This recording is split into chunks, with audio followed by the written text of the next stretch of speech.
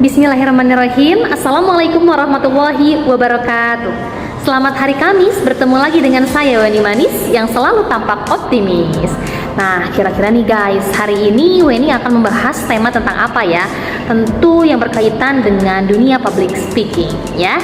Nah, jadi hari ini saya akan menjelaskan mengenai teknik bagaimana storytelling yang membuat hati audiens terikat kepada kita. Mau tahu?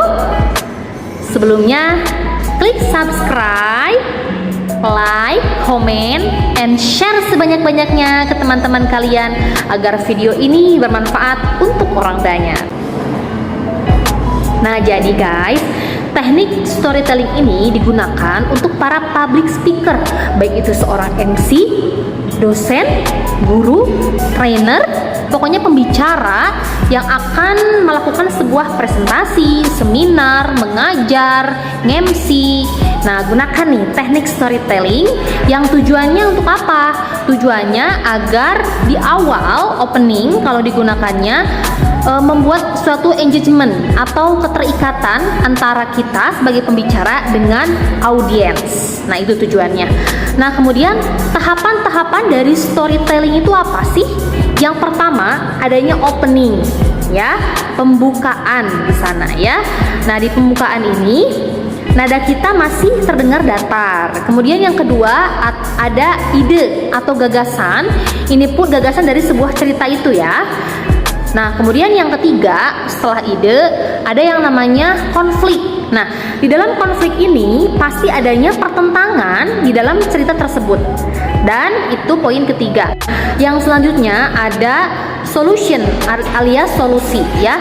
Di dalam poin solusi ini harus ada hal yang tak terduga oleh audiens, unpredictable ya, yang tak terduga. Apa ini ya? Kok wow sehingga audiens itu merasa semakin penasaran dengan cerita kita pada saat opening ya. Kemudian yang terakhir adalah klimaks ya, bagaimana klimaksnya yang sesuai dengan cerita kita.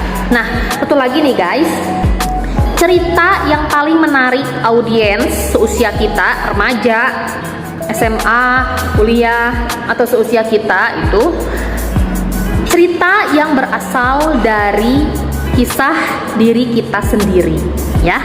Oke, langsung saja ke contoh. Di sudut rumah ada seorang anak berusia 8 tahun yang sedang bermain di rumah temannya. Ketika sedang asyik bermain, tiba-tiba dari jauh terlihat rombongan yang datang untuk menghampiri anak ini. Dan kalian tahu, anak ini merasa kaget. Kenapa? Karena rombongan pengajian ini datang untuk menjenguknya pasca operasi kala itu. Namun, ia bergumam di dalam hati, "Aduh, ada guru ngaji aku dan teman-teman mau menjengukku. Beberapa hari ini aku memang bolos ke pengajian dikarenakan pasca operasi aku malas mengaji. Dan sekarang aku dijenguk oleh guru ngajiku dan teman-teman. Duh, aku merasa sangat malu." Lalu anak itu masih bergumam di dalam hati, "Anehnya mereka begitu tulus menanyakan kabar pasca operasi. Ya, walaupun mereka tahu akan kebohonganku, mereka tidak marah dan tetap memberikan senyuman tulusnya padaku." Akhirnya, anak itu mengucapkan terima kasih dan permohonan maaf kepada guru ngajinya dan teman-temannya atas kebohongannya ini. Dan mereka pun tersenyum manis dengan penuh ketulusan. Nah, hikmah yang bisa dipetik dari cerita ini adalah ketika kita berbohong, maka akan diketahui juga. Dan jujurlah, karena dengan jujur akan lebih disukai oleh Allah Subhanahu wa Ta'ala. Dan jika kita masih memiliki rasa malu ketika kita berbohong, maka kita masih memiliki keimanan. Jadi itu aman ya. Dan kejutannya, kalian tahu? Anak yang pernah berbohong itu adalah orang yang sedang berbicara di hadapan kalian sekarang. So, materi yang akan kita bahas pada hari ini mengenai keterkaitan rasa malu dengan tingkat keimanan seseorang. Nah, itu contoh yang pertama guys. Gimana menurut kalian? bikin audiens semakin penasaran kan dengan opening tersebut, sehingga mereka akan lebih terpacu dalam melodi. Oh bukan, mereka akan lebih terpacu untuk mendengarkan materi kita. Kita akan mendengarkan storytelling yang kedua ya. Di jendela halaman rumah nampaklah seorang anak yang berusia 8 tahun sedang menjaga adik kecilnya. Kakak tersebut keluar halaman dan menemui teman di samping rumahnya.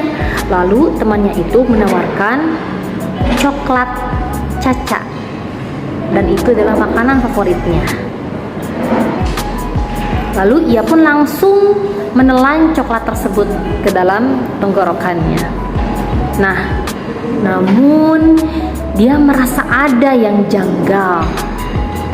Beberapa menit kemudian dia baru ingat hari itu adalah hari pertama ia berpuasa di bulan suci Ramadan. Wow. Dia lalu menghela nafas panjang dan merasa sangat malu kepada Tuhannya. Mungkin ini cirinya ia masih memiliki tingkat keimanan kepada Tuhannya, bukan begitu? Lalu apa yang ia lakukan setelah ia mengetahui bahwa hari itu adalah bulan suci Ramadan? Yang ia lakukan adalah spontan memuntahkan coklat-coklat itu yang telah ia makan. Lalu dia menghela nafas panjang dan bergumam di dalam hatinya, aku beruntung masih memiliki rasa malu kepada Allah. Karena kalau tidak memiliki rasa malu, berarti itu tandanya aku sudah tidak punya keimanan dalam hati. Nah, akhirnya ia tetap melanjutkan puasanya di bulan suci Ramadan. Ya, karena lupa itu tidak masalah, asal jangan dijadikan kebiasaan ya. Nah, kalian tahu tidak yang barusan itu kisah siapa atau tokoh utama dalam kisah tersebut itu siapa? Dia adalah seorang perempuan yang menggunakan jilbab berwarna coklat dan sekarang sedang berbicara di hadapan kalian. So, hari ini kita akan mengupas tuntas tentang keterkaitan antara keimanan seseorang dengan rasa malu. Nah, gimana guys teknik storytellingnya? Semoga dapat kalian praktikan ya, dan semoga bermanfaat untuk orang banyak. So, yang belum subscribe, klik tombol subscribe, like, comment, and share sebanyak-banyaknya ke teman-teman kalian agar video ini bermanfaat untuk orang banyak. So, saya Weni yang selalu tampak optimis.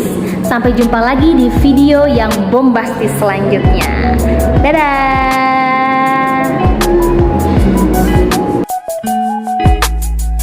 Subscribe, like, comment, and share. Thank you.